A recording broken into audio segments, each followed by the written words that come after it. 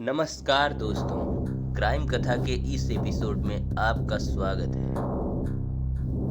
आज जो मैं कहानी आपको बताने जा रहा हूँ उसका संबंध बांग्लादेश के प्रधानमंत्री शेख हसीना को सत्ता से हटाए जाने से है और यह एक सच्ची घटना पर आधारित कहानी है। कहानी दिल्ली की है।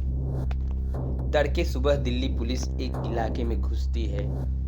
सभी लोगों से उसके आधार कार्ड चेक किए जाते हैं कि वह भारतीय है या बांग्लादेशी हैं या यहाँ पर अवैध रूप से रह रहे हैं। यह सब चेक ही किया जा रहा था कि अचानक एक पुलिस वाला एक घर में घुसा। उसे घर में बदबू आ रही थी। घर में कोई नहीं था। एक काली पन्नी से बदबू आ रही थी। पुलिस ने पन्नी खोला तो उसके होश उड़ गए। पन्नी में से कटे हुए हाथ, कटी हुई उंगलियां और बहुत सारे मांस के टुकड़े उसमें पड़े हुए थे। काली रंग की एक बड़ी सी पन्नी थी जिसे देखकर पुलिस वाले भी हैरान हो गए और यह एक जांच का विषय बन गया। सारे काम धाम छोड़कर सारे पुलिस वाले वहां पर आ गए। पुलिस वाले और भी पुलिस वाले को बुलाए गए और जांच वहां पर शुरू हो गई। जांच होती है तो पता चलता है कि यह घर एक रईस मियाँ का है जो कि बांग्लादेश का ही निवासी है। काफी सालों से भारत में रह रहा है। शायद अवैध रूप से रह रहा हो, यह अभी कंफर्म नहीं हुआ था। पुलिस जब पुलिसिया अंदाज में पूछताछ शुरू करती है तो उसके पड़ोसी बताते हैं कि रईस और उसकी पत्नी सायरा साथ में रहते थे। कुछ दिनों से सायरा दिखाई नहीं दे रही थी, सिर्फ रईस ही दिखाई दे रहा था।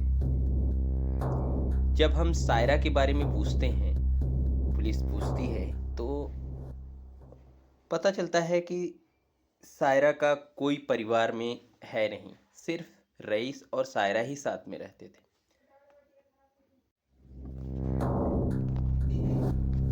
ज्यादा जानकारी लेने के बाद पता चलता है कि सायरा एक हिंदू आदिवासी लड़की थी। उसका नाम रेनू था।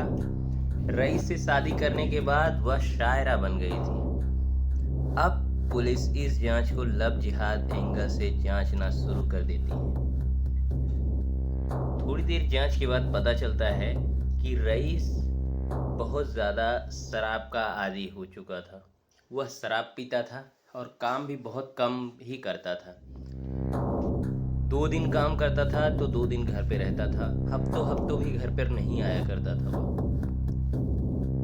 रईस कहाँ मिलेगा यह पूछने पर आसपास के लोग बताते हैं कि वह कभी कभी ही आता है, 2 दिन 3 दिन पर। पुलिस सबको आगाह कर देती है कि अगर किसी ने भी उसको बताया कि हम यहाँ आए थे तो उसको भी उसकी मदद करने की वजह से जेल में जाना पड़ सकता है। इसलिए उसको कुछ भी मत बताएं, हमारी मदद करें ताकि गुनहगार को सजा मिल सके।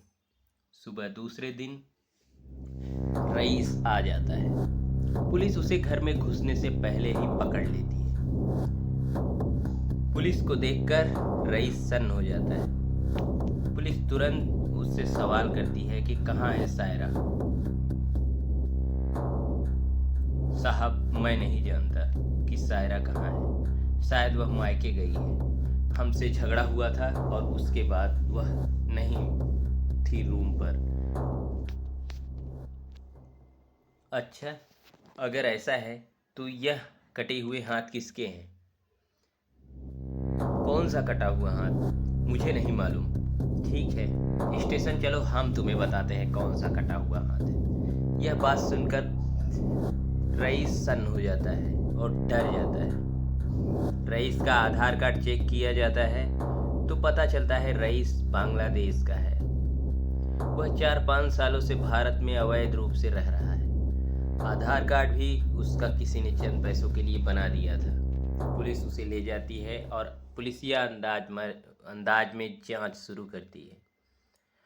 पुलिस स्टेशन में 4 डंडे पड़ने के बाद रईस अपनी करतूत उगलना शुरू करता है। साहब हमें माफ़ कर दो, हमसे गलती हो गई। हाँ, मैंने ही उसे मारा था, गलती से मार दिया था और किसी को पता ना चले इसके टुकड़े करके धीरे धीरे ठिकाने लगाने की कोशिश कर रहा था। मैंने ये सारे काम नशे में किए, तो प्लीज़ मुझे माफ़ कर दीजिए साहब। उसकी माफ़ी की यह बात सुनकर पुलिस वाले अंदर ही अंदर हंसने लगते हैं और कहते हैं कि अब पूरी कहानी बताओ। पूरी कहानी यहाँ से स्टार्ट होती है। बात तब की है जब बांग्लादेश में उथल पुथल मच रही थी। बांग्लादेश में हिंदुओं पर अत्याचार हो रहे थे। रात के तकरीबन 12 बज रहे थे। रईस फुल नशे में घर पर आया था। फुल नशे में देखकर रेनू डर रही थी और ये जो वाकया हो रहा था बांग्लादेश में, वह सुनकर रेनू भी डर रही थी। उसने रईस से कहा कि तुम संभल कर रहा करो, ज़्यादा मत पिया करो, कहीं बांग्लादेश की आग भारत में भी न लग जाए। रेनू सिर्फ उसे समझा रही थी, लेकिन रईस को लगा कि वह उसे धमका रही है। रईस कहता है कि तुम भी तो हिंदू हो, सबसे पहले तुम्हें ही खत्म करूंगा। अगर ऐसा कभी भारत में हुआ तो इसी बात पर बात बिगड़ जाती है। और रईस नशे में चूर था, वह तुरंत छुरी निकालता है और सायरा पर टूट पड़ता है। कई बार से सायरा को लहूलुहान कर देता है। इतने वार पड़ते हैं कि वह तुरंत दम तोड़ देती है। वह नशे में चूर था। रईस पूरी तरह से बेसुध था। पूरी रात वह उसी के पास ही सोया रहता है। सुबह उठता है तब उसे समझ आता है कि उसने बहुत बड़ी गलती कर दी, लेकिन अब यह गलती वापस सही नहीं हो सकती। उस गलती को छुपाने के लिए वह बाजार से छुरे लाता है और रेनू के कई टुकड़े करता है और बड़ी बड़ी पन्नियों में भरकर रोज गली के आवारा कुत्तों को छोटे छोटे टुकड़े खिलाना शुरू कर देता है। वह पकड़ा नहीं जाता अगर वह 2 दिन लगातार नशे में नहीं रहता। यह सब सुनकर पुलिस हैरान हो जाती है और सोचती है कि जिसे हम शरण देते हैं आखिर वही हमारे साथ गलत करता है। समाज में ऐसे बहुत सारे लोग हैं जो छुपे हुए हैं, दिखाई नहीं दे रहे। हमें सतर्क रहने की ज़रूरत है। अभी रईस पर कार्रवाई चल रही है, सजा नहीं हुई, पर आप अपने आसपास ऐसी कई घटनाओं को रोक सकते हैं सतर्क रहकर। कहानी यहाँ पर समाप्त होती है।